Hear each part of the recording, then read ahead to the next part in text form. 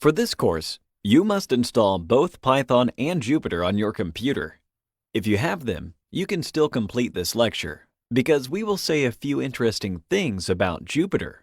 So, why isn't there just one software application called Python you can install on your computer that is automatically being updated and that runs everything smoothly?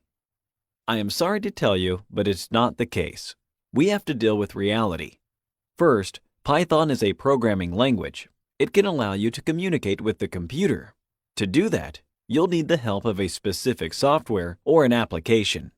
Namely, the Jupyter Notebook app, which is more often called Jupyter, can help us to do that. It is a server-client application that allows you to edit your code through a web browser.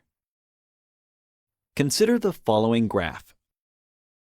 All units represent different software. On one side, you have several language kernels. These are programs designed to read and execute code in a specific programming language, like Python, R, or Julia. The Jupyter installation always comes with an installed Python kernel, and the other kernels can be installed additionally. On the other side, you have various types of interfaces where you can write code. They represent the clients. An example of such a client is the web browser. The Jupyter server provides the environment where a client is matched with a corresponding language's kernel. In our case, we will focus on Python and a web browser as a client, or as an interactive shell.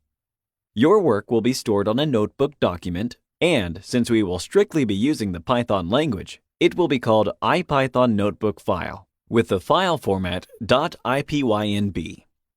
Having said all that, we can explain why Jupyter is used in so many large corporations like Google, Microsoft, and IBM.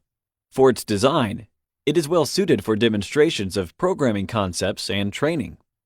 First, in large corporations, solving a particular task could require coding in a few languages, say Python, R, Julia, or PHP. Instead of installing different interfaces for each language kernel you need, Jupyter allows you to use the same structure of the notebook type of file. Simply, each notebook you create will connect to the language kernel you request. Consider also, this file can be easily stored locally or on a remote server. Therefore, Jupyter facilitates the communication between teams in a corporation tremendously. Second, Jupyter is not a text editor that opens a new window every time you execute a different part of your code, as is the case with some other software applications. In the same file, you can have pure text that can communicate a message to the reader, computer code like Python, and output containing rich text like results, figures, graphs, pictures, and others. This simplifies the process of the workflow immensely, and Jupyter Notebook is increasingly preferred over other software packages. That's why we'll use it too.